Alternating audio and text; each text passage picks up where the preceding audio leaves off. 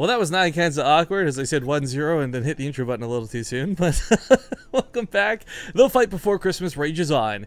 It is 1-0 in the favor of Petraeus, but spawning in the top left corner of the map, playing for Millennium, it's the red Protoss Lilbow. The bottom right, it's Az, the yellow Zerg, it's Petraeus. Alright. Petraeus handled that really well. The fourth gate getting scouted wasn't exactly an automatic shutdown. The biggest things about that game that just strike me as odd were, of course, Lilbow's choices to move out in both instances. The first time with the recall, I actually really liked that because he came back home safe and sound. Good mindset. Don't lose the sentries for nothing. Like, you trade out all those sentries for, like, maybe a roach or two. But that second one was still a bit, I feel, unprovoked. But the thing is, Lilbow, really good player. I have absolute faith in him to bring this back to game number 3. We've had a lot of ace matches in this tournament so far, be it through qualifiers and our first group stage. But we'll see just which direction this one goes. Because, of course, it's only the first match of the day. Lilbow, as you said, you only had to train one matchup coming to this group stage, and it was PvZ only. Yeah. I don't remember how many PvZs Petraeus played in the qualifiers, but I'm just wondering how much studying Lilbow could do to each opponent. As the other two were invites, I guess technically there's less available, quote-unquote. Bly obviously plays in a lot of online cups, so I don't know about that. But Petraeus definitely has, you know, actual recent VODs, and I can't remember if he played a lot of Protosses.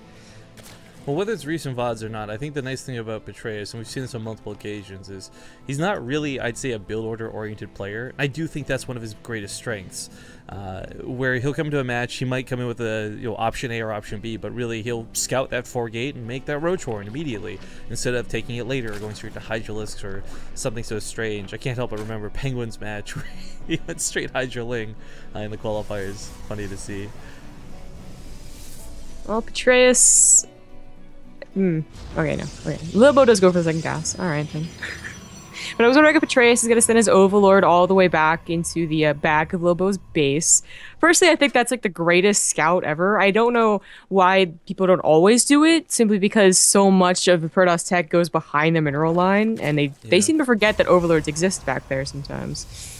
Well, I think a lot of it, too, stylistically speaking, we typically see an Overlord over here to the south, and then sitting over here by the tower. You don't typically see one up here to the north. So whether it's behind the mineral lines or over here on the right side of the base, this is where most of the tech seems to go. So for the most part, you know where to look. Petraeus certainly does, but it's all about that timing. And the problem is if you wait too long, then there's a stalker out. It kills your Overlord. You see nothing. If you go in too early, then nothing's revealed, and the tech goes, say, in the natural instead. It's a real fickle thing here in the opener, and hiding tech is a pretty big deal for Protoss. You can't just show 4 gates. If you do, it's not going to work. Yeah. No matter what, Petraeus was going to show where's Overlord left to, so Lilbow's going to have a Stalker or a Sentry in position, if he's going to do anything sneaky, that is, unless he plays just like a regular game. But 2 Lings also might get in here. I mean, they should. The Zealot can't chase him. Stalker's going to kill him, but... okay, they're going to get another Scout, but they're going to see, you know, everything. The same thing the Overlord did. I guess the only thing they maybe would have seen is Chrono on a Warp Gate. That's it. You know, I'd really like to see something like a 4-gate leading into like a Immortal Sentry all-in. Like, you just fake the 4-gate aggression, you even go as far as to put pylons down.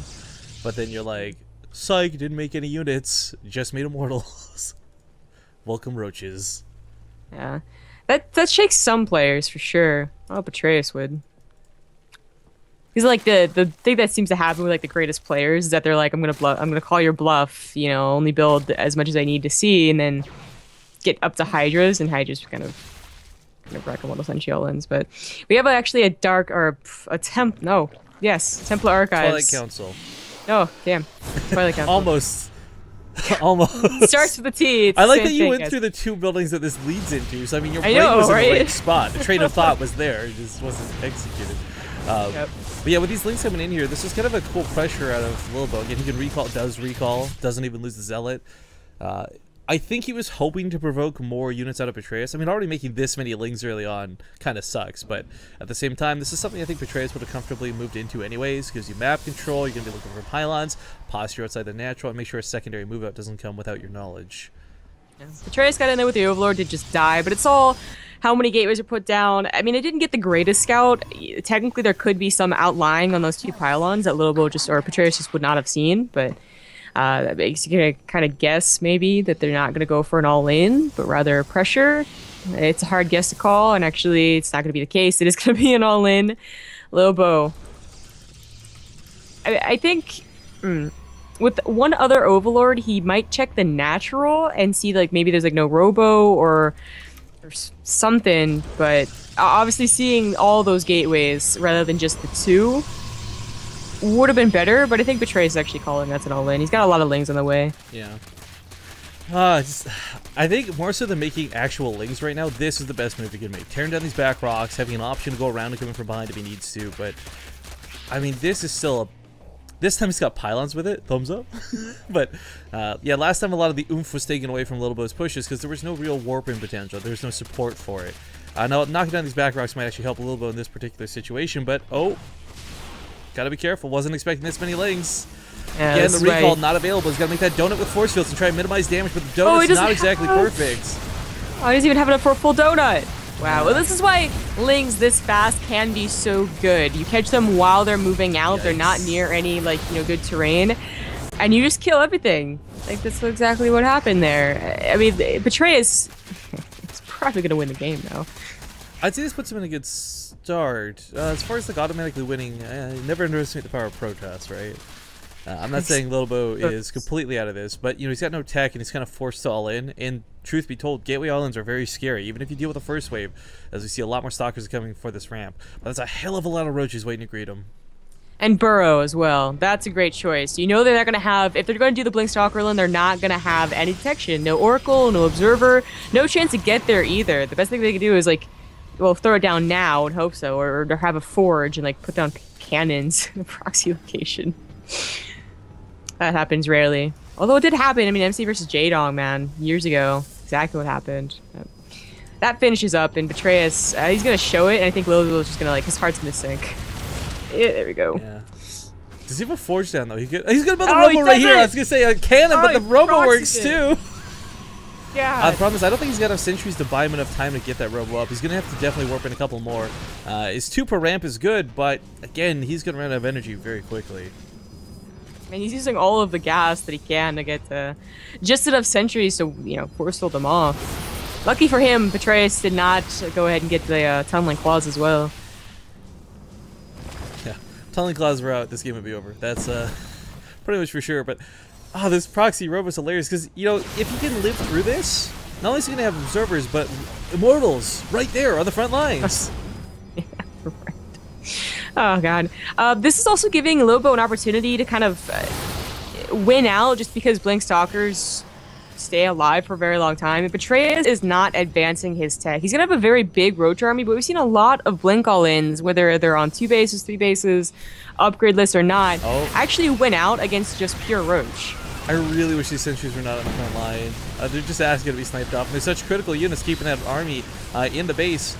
At the same time, though, for Petraeus, though, I'm kind of curious, like, no attempt at a counterattacks going on. We don't have 3 roaches working at the back of the rocks or anything. Like, he's really focused on his defense, and I can't blame him. But as long as he's been sitting here this whole time, Lilbow's built up quite the army. Yeah. And Petraeus never really got to a great drone count, only at 46. So he doesn't have the money to try and go up to Hydras. There's the counterattack I was talking about, or potentially looking for here. Still, they'll pick it away quite nicely at the natural. Lots of time warps going down. Still, I understand that you can't really abandon ship at this point, but always having a recall. This thrice he's been caught off guard by the we've been casting, but this is such a strong attack. The whole position here is really nice. Other side of the map, though, Stalker's being warped in defensively instead of across the map.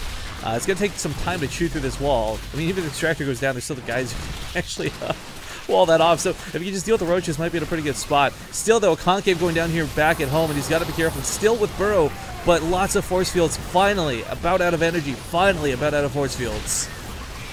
But again, it's just pure Roach. I mean, they do have an upgrade, one. But, you know, Lilbow is using that Robo Fort Immortal. It's going to add so much. Even then, Blink Stalkers are really powerful. This is the coolest way I've seen somebody go aggressive, without detection, of course, to start. But he's had to warp it enough at home. Looks like he will hold. The wall just barely breaks. The pylon goes back down immediately. I'm surprised no cannon's been made, at least to help ward things off. You can't see those burrowed roaches, of course, but the stalkers aren't going to leave anytime soon. Meanwhile, looking to push up here. Finally, as you pointed out, that Immortal is out and running. Petraeus takes another base to replace his natural big loss, but I think one of the biggest points you brought up, that drone count is just not that impressive. No. If he gets up to the main, he'll force field behind him. If he goes to the third, he can force field behind him. I mean, this main base might as well not exist. Lilbow just has such a powerful army. It was even army supply. It's around that still. It just force fields make that, you know, just like you can't look at that number and really take it seriously. Yeah, force fields do change this quite a bit. And while I was kind of making jokes about never understanding the power of Protoss, Lilbow has certainly brought this game back quite a large way. He doesn't have enough energy to recall, so he may just end up sacking his own natural. I'm not sure if that's going to be the best case, though. Because I feel like if he just brings everything back home, he could squash this army to continue pressuring, but both players kind of awkwardly base trading it out in a very non-typical base trading manner. Yeah. I'm wondering if Petraeus is gonna, well, first he's supply block, so okay, take someone overlords. Lilbow could technically force field off forever in the main. He can keep warping in sentries as he gets gas for it. These roaches will never move up that ramp. So that pressure for a recall is no longer there, and as he walks back home, he'll be able to lock all these roaches in place with his own force fields. And, well, this is a large army, again, as you pointed out, his roaches. Yeah, I mean, roaches just aren't very good. And then Immortals are going to add so much. The force fields are used. He still has more trying to burrow, but that Observer is still there. Oh, I guess Petraeus, like, he's fighting not all of the army. Lilbow is trying to take out the main with a couple of Blink Stalkers. Yeah, the drones are coming back home to try and defend too. Cute micro on both sides of the field, but he's pretty much crushed the roach force on the other side. The army supply is dipped quite heavily, and even though Petraeus does have an upgrade, it's not, I feel, going to come into too much influence here. It's just such a small amount of roaches left at this point. And that Immortal, by the way, how many kills is this guy up to? 14. Not too bad. The proxy Immortal. Yeah. Petraeus, I mean, he lost. You could see he probably thought that if he just made a couple, like, you know, a big army of roaches, he'd be able to do exactly what he did in the first place, which is to swamp Lilbow before the attack really got any power. But force fields, that made that, you know, not the case. And Lilbow, I mean, when you buy enough time to get an Immortal out of a proxy robo,